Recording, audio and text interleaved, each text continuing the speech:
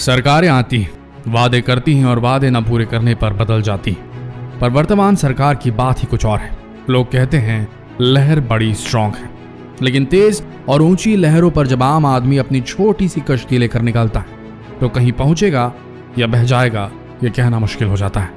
लहर तो खूब स्ट्रांग है, पर बेरोजगारी के थपेड़ों ने देश के युवाओं की कॉन्फिडेंस की गत बना दी है। इधर लॉकडाउन की बद इंतजामी, कोरोना के खौफ से धंधा मंदा हो चला है, लेकिन जो वादे हुए थे गुड गवर्नेंस के वे कहीं खो से गए। नीतियां इस कदर टाइट हैं कि बिजनेस करने वाले हिल गए हैं, नौकरी की आस रखने वालों की बात तो भूल जाइए। लोगों की पेंशन तक में से कटौती की जा रही है। जहां हर साल 2 करोड़ रोजगार मिलने का वादा किया गया था जनता से, वहां आज 6 सालों में 15 करोड़ भारतीय बेरोजगार हो गए हैं। कुछ तो किया धरा कोरोना का भी है, और कुछ तो सॉरी टू से बैड गवर्नेंस और बैड एग्जीक्यूशन और बैड इंप्लीमेंटेशन ऑफ प्लान का भी दोष है। सालों साल ड्रॉप लेकर कॉम्पिटिटिव एग्जाम की तैयारी करने वालों की हालत खराब है, क्योंकि एग्जाम्स ही नहीं हो पा रहे हैं। क्या यही गुड गवर्नेंस है, जहां पब्लिक तंग आती रहे और सरकार रूल्स रेगुलेशन थोपती रहे और मीडिया प्रोपेगेंडा करते हुए लहर को स्ट्रांग बनाए रखे? नई नौकरियों की बात ही छोड़ दीजिए, लोगों की पुरानी नौकरियां भी जा चुकी हैं, लेकिन फिर भी लहर स्ट्रांग है। और इस लहर को स्ट्रांग रखने के पीछे जो लोग हैं उनका कहना है कि कोरोना काल के कारण भारत में बेरोजगारी बढ़ी है, अर्थव्यवस्था लड़खड़ा गई है, उद्योग बंद हो गए हैं, दुकानें बंद हैं और इसीलिए लोगों का रोजगार छिनते जा रहा है।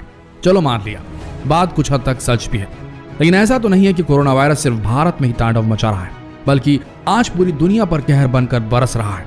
तो बाकी देश अपनी अर्थव्यवस्था और बेरोजगारी को किस तरीके से संभाल रहे हैं? अमेरिका की बात करें तो अमेरिकी सरकार हर उस व्यक्ति को घर बैठे पैसा दे रही है जिनका रोजगार छिन गया है, या वह लोग जो लॉकडाउन की वजह से काम नहीं कर पा रहे हैं। और ऐसे कई देश हैं जो इस समस्या से बखूबी लड़ रहे हैं। लेकिन भारत में क्या? पेट्रोल डीजल की कीमतें बढ़ाई पे बढ़ाई जा रही हैं। बस ट्रांसपोर्टर्स जिनकी गाड़ियां महीनों से बंद पड़ी थी बस अड्डों पर, उनसे टैक्स वसूला जा रहा है। जब आमदनी ही नहीं हुई तो टैक्स किस बात का? और देश में किसी राजा का राज है या डेमोक्रेटिक तरीके से चुनी गई सरकार का? आखिर भारत में सबसे ज्यादा टैक्स लिया जाता है, चाहे वो गरीब हो या अमीर, हर एक व्यक्ति टैक्स अदा करता है, चाहे वह इनकम टैक्स से हो, सामानों पर लगने वाले टैक्स से हो या किसी भी तरह का टैक्स हो। हर तरह का टैक्स एक भारतीय नागरिक सरकार को देता है और यह सिलसिला कई सालों से चलता आ रहा है। लेकिन जब कोरोना वायरस जैसी महामारी आती तो सरकारें अपने खजाने का दरवाजा खोलने की जगह भारत के नागरिकों से ही पैसा बटोरने का काम करती, कभी पीएम केयर्स फंड के नाम पे तो कभी किसी और नाम से। और सबसे बड़ी बात यह है कि सरकार रोजगार जैसे अहम मुद्दे पर आंकड़े ही जारी नहीं करती, दुनिया वालों को यह बताना ही नहीं चाहती कि हमारे यहाँ कितने बेरोजगार बैठे हैं। और जब कभी भी बेरोजगारों की आवाज उठती है तब उन्हें 10-20 किलो चावल देकर शांत करा दिया जाता है। अब आप सोच रहे होंगे कि जब सरकार बेरोजगारी के आंकड़े जारी नहीं करती तो आखिर ये आंकड़े आते कहां से? तो आपको बता दें कि 45 सालों से एक संस्था काम कर रही है इस पर, जिसका नाम है CMI यानी कि centre for monitoring Indian economy. और ये संस्था 45 सालों से बेरोजगारी के आंकड़े इकट्ठा कर रही है। उसके हिसाब से बेरोजगारी सबसे ज्यादा है इन सालों में। आज की तारीख में चाहे प्राइवेट सेक्टर हो या गवर्नमेंट सेक्टर, हर कोई बेरोजगारी की मार झेल रहा है। बात करें ऑटोमोबाइल सेक्टर की तो यहाँ पर करीब 30 लाख लोग अपनी नौकरियां गंवा चुके हैं। वहीं रिटेल सेक्टर में 60 लाख लोग अपनी नौकरियां गंवा चुके हैं। रेस्टोरेंट में काम करने वाले कर्मचारियों की संख्या भी कम नहीं है, यहाँ भी 20 लाख लोगों से ज्यादा की नौकरियां जा चुकी हैं। वहीं सबसे बड़ी रियल एस्टेट इंडस्ट्री में 1.5 करोड़ से ज्यादा लोगों ने अपनी नौकरियां गंवाई हैं। ट्रैवल और टूरिज्म में काम करने वाले लोगों का तो इससे भी बुरा हाल है। यहाँ पर करीब 4 करोड़ लोग बेरोजगार हो गए हैं। BA, BCom, PhD जैसी डिग्री के साथ क्वालिफाइड लोग पान के ठेले खोल रहे हैं, सड़कों पर पकौड़े तल रहे हैं, सब्जियां बेच रहे हैं। और शायद सरकार का लोगों को आत्मनिर्भर बनाने का यही प्लान है और इसी तरह से वो हर किसी को आत्मनिर्भर बनाना चाहती है। लेकिन आप खुद सोचिए, क्या आपने इतनी पढ़ाई, इतनी मेहनत सिर्फ ठेले खोमचे खोलने के लिए की थी? ऐसा नहीं है कि 2014 के पहले हमारे देश में बेरोजगारी नहीं थी, बल्कि बेरोजगारी की मार भारत आजादी के बाद से झेलता रहा है।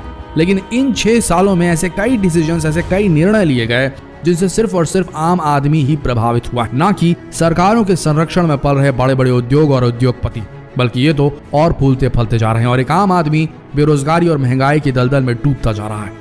लेकिन सबसे बड़ी बात यह है कि जब भी बेरोजगारी के इस मुद्दे पर आवाज उठाई जाती तो उसे दबा दिया जाता है, 10 किलो चावल देकर शांत करा दिया जाता है, जो कि लहर स्ट्रांग है। क्यों है नहीं पता, लेकिन लहर स्ट्रांग है। जानने वाली बात यह है कि अब लोगों की जेब में पैसा नहीं है, लेकिन पेट भरना भी जरूरी है। तो ऐसे में लोग क्या कर रहे हैं? आपको बता दें लोग अपना घर चलाने के लिए लंबे समय से जिन म्यूचुअल फंड्स में इन्वेस्ट कर रहे थे, उन्होंने अब पैसे निकालने शुरू कर दिए हैं। इस साल की जुलाई की बात कर रहे हैं कि रिपोर्ट के हिसाब से अब तक म्यूचुअल फंड से 10 अरब रुपए निकाले जा चुके हैं देश भर में। वहीं जिन लोगों के पास म्यूचुअल फंड नहीं था, उन्होंने सोना गिरवी रखकर पैसा उठाना शुरू कर दिया। वहीं सोचने वाली बात यह है कि गरीब आदमी क्या करे जिसने ना कभी म्यूचुअल फंड खरीदा, ना ही जिसके पास सोना है। वो अपना घर महीने भर कैसे चलाएगा? बात चाहे किसी भी सरकार की हो, वोट मांगने के लिए इनका सबसे अहम मुद्दा होता है रोजगार। और हर मंच पर एक ही भाषण बार बार गूंजता है कि हम बेरोजगारी दूर करेंगे, और उसी मुद्दे की नींव पर चढ़कर ये राजनेता अच्छा खासा वोट बटोर लेते हैं। शायद सरकार इस मुद्दे को सुलझाना ही नहीं चाहती, क्योंकि अगर ये मुद्दा सुलझ गया तो शायद अगली बार वोट मांगने के लिए उनके पास कोई बड़ा मुद्दा रहे ही ना। या यूं कहें, अगर लोगों की आवश्यकताएं पूरी हो जाएं तो सरकार किस मुद्दे पर वोट मांगेगी? अगर सरकारें चाहें तो देश के बहुत सारे मुद्दों पर काम करके उन्हें आसानी से सुलझा सकती। सरकार चाहे तो स्कूल, कॉलेज, इंडस्ट्री खुलवाकर लोगों को रोजगार दे सकती है। अमेरिका और कनाडा की तरह देश में एजुकेशन फ्री करवा सकती है। लेकिन असल में जब यही सारे मुद्दे खत्म हो जाएंगे तो सरकारें वोट किस मुद्दे पर मांगेगी, ये बात समझनी होगी। हमारी माने तो अब टाइम आ गया है कि नौकरी किसी और की नौकरी, नौकर बनने की इस होड़ से भारतीय युवा अब अपने आप को अलग करे। अपनी जिंदगी और अपने करियर को संवारने की बागडोर सरकारी नौकरियों और कॉलेज कोचिंगों को देना बंद करे नौकर बनने की इस होड़ को। अगर ये देश का एजुकेशनल सिस्टम तुम्हें रोजगार नहीं दे पा रहा तो खुद का एजुकेशनल पाथवे डेवलप करो। किताबों को रटने के बजाय शुरू से ही वोकेशनल एजुकेशन पर ध्यान दो। वो काम सीखो जिससे कुछ पैसे कमाए जा सके, नौकर नहीं एंटरप्रेन्योर बनो। अब तो बड़ी बड़ी मल्टीनेशनल कंपनियों ने भी अपने एम्प्लॉइज की डिग्रियां देखने के बजाय उनके कार्य कौशल को परखने का मन बना लिया है। तो भारत के युवा को खुद ही खड़ा होकर बदलना होगा और साथ देना होगा हर भारतीय अभिभावक को भी। एजुकेशन सिस्टम अगर रोजगार नहीं दे पा रहा तो खुद का एजुकेशनल पाथवे बनाना होगा, जहां किताबों को नहीं हुनर को पढ़ा जाए। और तब शायद दोस्तों भारत में लहर किसी की भी हो। भारत का युवा रोजगार के लिए यूं भीख की गुहार नहीं लगाएगा। बेरोजगारी का एक ही तोड़ है भारत में, स्वावलंबी बनना, सेल्फ डिपेंडेंट बनना। सरकारों का काम तो केवल अपने फेवर में लहर बनाना ही होता है। समझ सको तो समझ जाना, कभी हाथ फैलाने की जरूरत नहीं पड़ेगी। हो सके तो इस संदेश को देश के हर युवा तक पहुंचाना, क्योंकि आर्थिक आजादी भी जीने के लिए बेहद जरूरी है। जितना हो सके इस वीडियो संदेश को फैलाएं और शेयर करें इस वीडियो को देश भर में। धन्यवाद।